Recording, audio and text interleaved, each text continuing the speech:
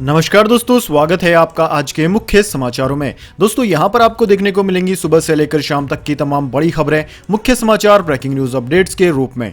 तो दोस्तों आप सभी लोगों से रिक्वेस्ट है इस वीडियो को ज्यादा से ज्यादा लाइक और शेयर करें। तो दोस्तों सीधे चलते हैं आज की पहली बड़ी खबर की ओर।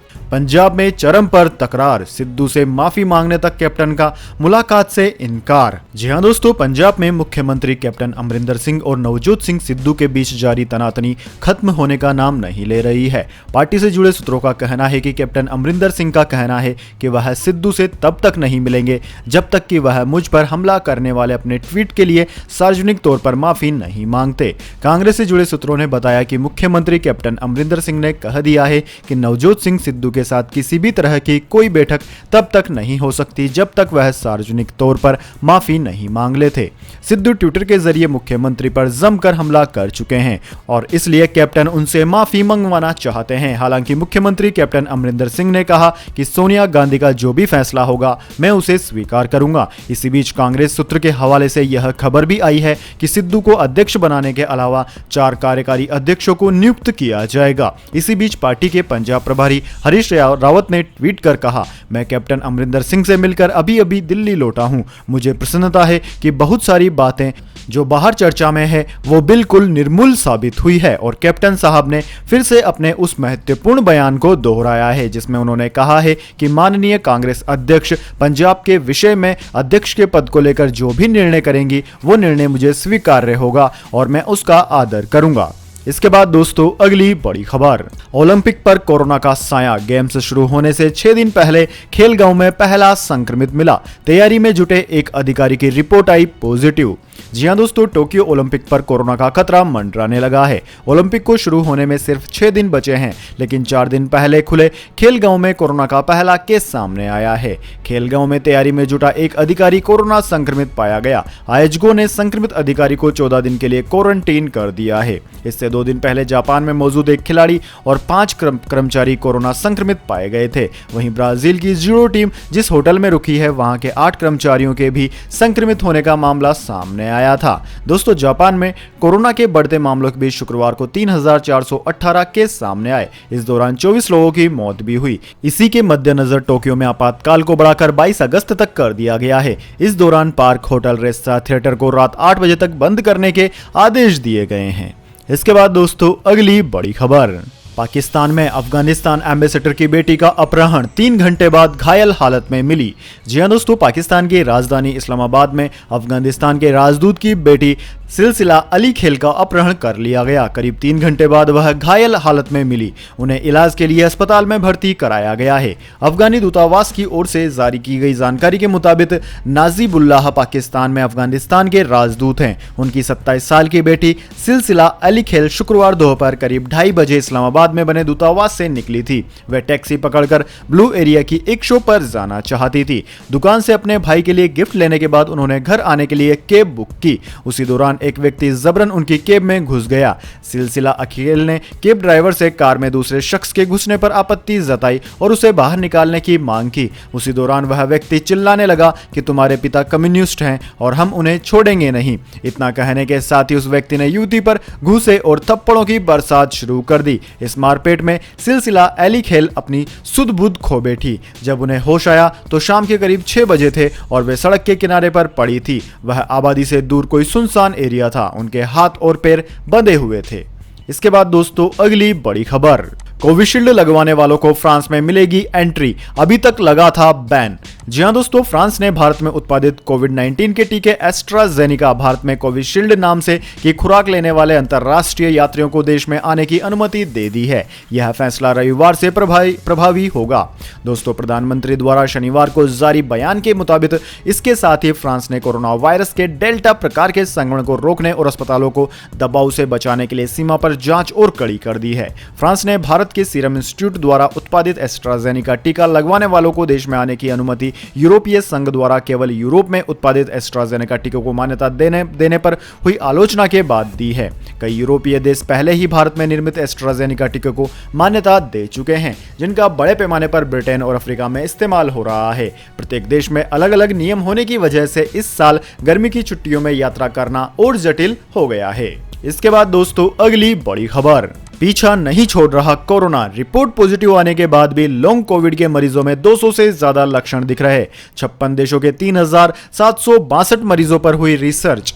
जी हां दोस्तों, लॉन्ग कोविड से जूझने वाले मरीजों पर बीमारी के असर को लेकर नई रिसर्च सामने आई है। रिसर्च के मुताबिक ऐसे मरीजों में 10 अंगों से जुड़े 200 से ज्यादा लक्षण दिख सकते हैं। रिपोर्ट नेगेटिव आने के बाद जिन मरीजों में लक्षण दिख रहे हैं, वैज्ञानिकों ने उन पर स्टडी की है। इनमें लॉन्ग कोविड से जूझने वाले 56 देशों के 3762 मरीजों से बात की गई। यूनिवर्सिटी कॉलेज लंदन ने अपनी रिसर्च के दौरान कोविड से उभर चुके मरीजों में दिखने वाले 203 में से 66 लक्षणों पर 7 महीने तक नजर रखी। जिन लक्षणों के बारे में बात की जा रही है उनमें लक्षण है थकान, बेचैनी और सोचने समझने की क्षमता घटना। इसके अलावा कपकपी, खुजली, महिलाओं के पीरियड्स में बदलाव, sexual dysfunction, heart palpitation, urine store करने वाले ब्लैडर को कंट्रोल न कर पाना, याददाश्त घटना, धुंधला दिखाई देना, डायरिया, कानों में आवाजें सुनाई देना और दाद जैसे लक्षण भी देखे जा रहे हैं, जो कि लॉन्ग कोविड के लक्षण हैं।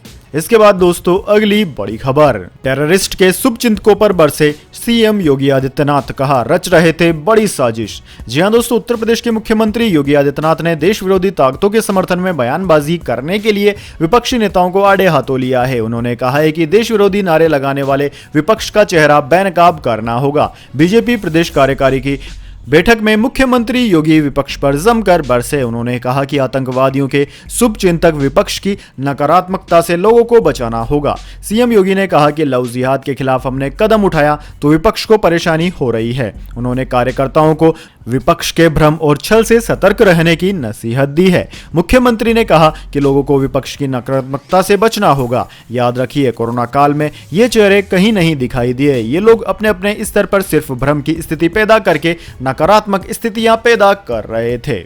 इसके बाद दोस्तों अगली बड़ी खबर, दिल्ली में भारी बारिश का अनुमान। देश के कई इलाकों में अगले 6 से 7 दिन तक जमकर बरसेंगे बादल।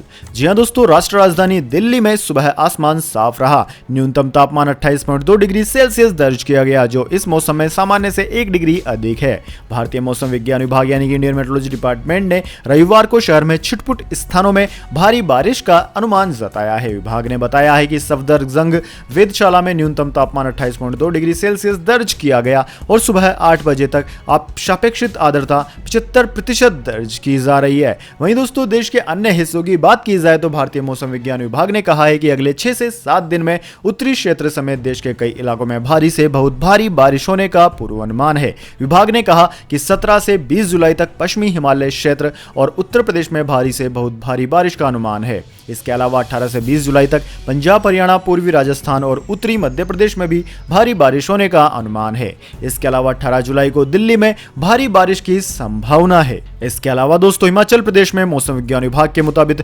मैदानों, निचली और मध्यम पहाड़ियों पर भारी बारिश, आंधी तूफान और बिजली गिरने की आशंका के मद्देनजर येलो चेतावनी जारी की गई है। इसके बाद दोस्तों अगली बड़ी खबर, कोरोना मरीजों में टीबी संक्रमण का मामला बढ़ा। सरकार ने जांच की जरूरत पर दिया जोर। जी हां दोस्तों, देश में कोरोना वायरस महामारी के दौरान तपेदिक के मामलों यानी कि टीबी के मामलों में वृद्धि की रिपोर्ट के बीच केंद्रीय स्वास्थ्य मंत्रालय ने शनिवार को सभी कोविड-19 पॉजिटिव मरीजों के लिए टीबी की जांच पर अपनी सिफारिशों को फिर से दोहराया है। मंत्रालय ने कोविड-19 से संक्रमित मरीजों में टीबी के बढ़ते मामलों की रिपोर्ट के बाद एडवाइजरी जारी की है। आधिकारिक बयान के मुताबिक यह स्पष्ट किया गया है कि स्वास्थ्य और परिवार कल्याण मंत्रालय द्वारा सभी कोविड-19 पॉजिटिव मरीजों के लिए टीबी की जांच और टीबी से ठीक हुए सभी मरीजों के लिए कोरोना जांच की सिफारिश की गई है। अगस्त 2020 की शुरुआत में राज्यों और केंद्र शासित प्रदेशों को बेहतर निगरानी और टीबी एवं कोविड-19 के मामलों को खोजने के प्रयास में तेजी लाने के लिए कहा गया है। इसके बाद दोस्तों अगली बड़ी खबर, चारधाम यात्रा की नहीं होगी लाइव स्ट्रीमिंग। उत्तराखंड के सीएम पुष्कर सिंह धामी ने दिया वेदों का हवाला।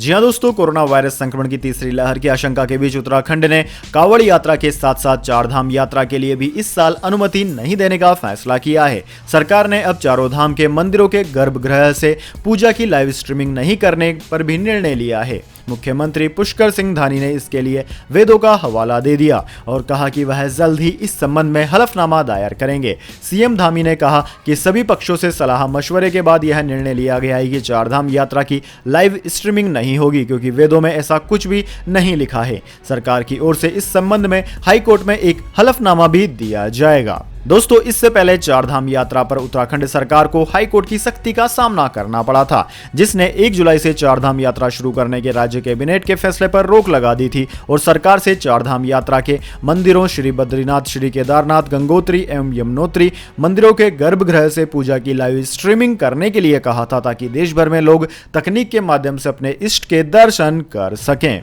इसके बाद दोस्तों अगली बड़ी खबर, दिल्ली के डिप्टी सीएम मनीष सिसोदिया ने एलजी अनिल बैजल को भेजा पत्र, सुप्रीम कोर्ट के फैसले की दिलाई याद। जी हां दोस्तों, दिल्ली में केजरीवाल और एलजी अनिल बैजल के बीच एक बार फिर अधिकारों को लेकर तकरार बढ़ गई है। केजरीवाल सरकार ने कैबिनेट बैठक कर 2 प्रस्ताव पास किए और एलजी दफ्तर पर सरकार के कामों में अड़ंगा लगाने का आरोप लगाया। डिप्टी सीएम मनीष सिसोदिया ने एलजी अनिल बैजल को पत्र लिखकर कहा कि दिल्ली सरकार से संबंधित विषयों पर अफसरों को बुलाकर बैठक करना और उन्हें खास कामों को करने के लिए निर्देश जारी करना गलत है। डिप्टी सीएम ने कहा कि चुनी हुई सरकार के विषयों पर एलजी दफ्तर कोई फैसला नहीं ले सकता। मनीष सिसोदिया ने सुप्रीम कोर्ट के 2018 के फैसले का हवाला देते हुए कहा कि उपराज्यपाल को जमीन, पुलिस और पब्लिक ऑर्डर के अलावा किसी भी विषय पर फैसला लेने का अधिकार नहीं है। डिप्टी सीएम ने एलजी अनिल बैजल के बारे में कहा कि वे आज उपराज्यपाल के पद पर हैं, लेकिन कल नहीं रहेंगे, जबकि लोकतंत्र आज भी है और आगे भी रहेगा, इसलिए वे लोकतंत्र के हिसाब से फैसले लें। इसके बाद दोस्तों अगली बड़ी खबर, दक्षिण अफ्रीका में भारतीय नागरिकों के खिलाफ हिंसा, राष्ट्रपति ने हालात संभालने के लिए सीनियर नेताओं को भेजा। जी हां दोस्तों, दक्षिण अफ्रीका के कुछ प्रांतों में इन दिनों भारतीयों और अश्वेत अफ्रीकी समुदाय के बीच तनाव चल रहा है। लिहाजा दक्षिण अफ्रीका के राष्ट्रपति सिरियल रामफोसा ने शुक्रवार को कहा कि उन्होंने पुलिस मंत्री और काजूलू नटाल प्रांत के प्रमुख को डरबन शहर के लिए रवाना कर दिया है। दोस्तों आपकी जानकारी के लिए बता दें, डरबन में बड़ी संख्या में भारतीय मूल के लोग रहते हैं। पिछले दिनों भारत के विदेश मंत्री एस जयशंकर ने दक्षिण अफ्रीका के विदेश मंत्री नालेडी पंडोर से बात कर वहां हालात को लेकर चिंता जताई थी।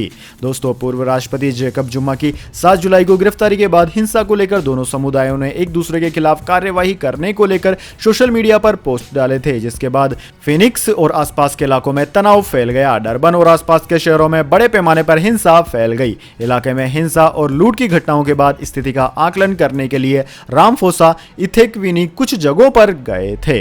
इसके बाद दोस्तों अगली बड़ी खबर, अमेरिका, जो बाइडेन ने कहा सोशल मीडिया प्लेटफॉर्म गलत सूचनाओं से ले रहे हैं लोगों की जान। जी हां दोस्तों, अमेरिका के राष्ट्रपति जो बाइडेन ने कहा कि सोशल मीडिया कंपनियां कोविड-19 रोधी टीकों के बारे में अपने मंचों पर भ्रामक सूचना को फैलाने से रोकने में नाकाम रहकर लोगों की जान ले रही है। बाइडेन की यह टिप्पणी तब आई जब एक दिन पहले अमेरिका के सर्जन जनरल विवेक मूर्ति ने टीकों के बारे में गलत सूचना को जन स्वास्थ्य के लिए खतरा बताया था। अमेरिकी अधिकारियों ने सलाह दी कि इन टीकों से वायरस से मौत और गंभीर रूप से बीमार पड़ने से लगभग पूरी तरह बचा जा सकता है। जो बाइडेन से यह पूछा गया कि क्या उनके पास फेसबुक जैसे मंचों के लिए कोई संदेश है जहां कोरोना वायरस टीकों के बारे में गलत या भ्रामक सूचना फैल रही है, इस पर उन्होंने कहा कि वे लोगों की जान ले रहे हैं। उन्होंने कहा कि हमारे यहां सिर्फ उन लोगों में महामारी है जिन्होंने टीका नहीं लगवाया है। मूर्ति ने बृहस्पतिवार को कहा कि कोविड-19 के बारे में गलत सूचना जानलेवा है, जिसे विश्व स्वास्थ्य संगठन ने किसी समस्या के बारे में ऐसी अत्यधिक सूचनाएं बताया है जो आमतौर पर अविश्वसनीय होती है, तेजी से फैलती है तथा जिससे किसी समाधान पर पहुंचना और मुश्किल हो जाता है। इसके बाद दोस्तों अगली बड़ी खबर, गोल्ड सिल्वर प्राइस टुडे, सोना खरीदने का है सुनहरा मौका, जान लीजिए क्या है दाम। दोस्तों सोने और चांदी की कीमतों में आज फिर गिरावट देखने को मिली है। ऐसे में अगर आप सोना चांदी खरीदने का सोच रहे हैं तो आपके लिए अच्छा मौका है। गुड रिटर्न्स वेबसाइट के अनुसार आज 22 कैरेट सोने का भाव 47,340 रुपए प्रति 10 ग्राम आ गया है। दोस्तों दिल्ली में 22 कैरेट की कीमत 47,410 रुपए प्रति 10 ग्राम है। वहीं मुंबई में 47,340 रुपए प्रति 10 ग्राम, चेन्नई और कोलकाता में 45,420 रुपए व 47,660 रुपए प्रति 10 ग्राम है। इसके बाद दोस्तों रुक करते हैं अगली बड़ी खबर का। 2 अगस्त से शुरू हो सकती है दिल्ली यूनिवर्सिटी में दाखिले की प्रक्रिया, रद्द हो सकती है CUCET परीक्षा। जी हां दोस्तों, दिल्ली यूनिवर्सिटी में एडमिशन का मौसम शुरू होने वाला है। ताजा अपडेट्स की माने तो दिल्ली विश्वविद्यालय में मेरिट के आधार पर अंडर ग्रेजुएट कोर्स में दाखिले के लिए आवेदन की प्रक्रिया 2 अगस्त 2021 से शुरू हो सकती है। साथ ही यह भी कयास लगाए जा रहे हैं कि central university common entrance test CUCET को इस बार कैंसिल किया जा सकता है। छात्रों को यह सुझाव दिया जाता है कि वह दिल्ली यूनिवर्सिटी की आधिकारिक वेबसाइट du.ac.in पर नजर रखें। हाल ही में यूनिवर्सिटी ग्रांट कमीशन यूजीसी ने यूनिवर्सिटी में एडमिशन को लेकर होने वाली परीक्षाओं के लिए गाइडलाइंस जारी की है। यह भी संभव है कि इसे लेकर दिल्ली यूनिवर्सिटी जल्दी एक प्रेस कॉन्फ्रेंस भी आयोजित कर सकती है दोस्तों, जिससे डीयू एडमिशन 2021 की तारीखों की घोषणा हो सकती है। हालांकि दिल्ली यूनिवर्सिटी की तरफ से इसे लेकर अभी तक कोई आधिकारिक सूचना जारी नहीं की गई है। इसके बाद दोस्तों अगली बड़ी खबर, India versus Sri Lanka ODI series आज से शुरू, जानिए पूरी डिटेल्स। जी हां दोस्तों, भारत और श्रीलंका के बीच वनडे सीरीज का आगाज 18 जुलाई से हो रहा है। कोरोना वायरस महामारी और ट्रेवल रेस्ट्रिक्शन को देखते हुए तीनों मुकाबले कोलंबो के आर प्रेमदास स्टेडियम में खेले जाएंगे। ये 3 मैचों की one day series ICC cricket control cup super league का हिस्सा है, जहां टीम इंडिया मेजबान होने के नाते पहले ही वर्ल्ड कप 2023 के लिए क्वालिफाई कर चुकी है। वहीं श्रीलंका इस सीरीज के जरिए कुछ पॉइंट हासिल करना चाहेगी ताकि उनकी पोजीशन बेहतर हो सके। दोस्तों ICC cricket world cup super league के पॉइंट टेबल में भारत 9वें नंबर पर है, जबकि श्रीलंका 12वीं पोजीशन पर बरकरार है। अगर श्रीलंका ये सीरीज जीतने में कामयाब रहती है तो वो टॉप 8 में अपनी जगह बना सकती है। इसके बाद दोस्तों अगली बड़ी खबर, कर्नाटक में सियासी हलचल, इस्तीफे की अटकलों के बीच नड्डा और शाह से मिले मुख्यमंत्री येदियुरप्पा। इस्तीफे के सवाल पर बोले इसमें कोई सच्चाई नहीं।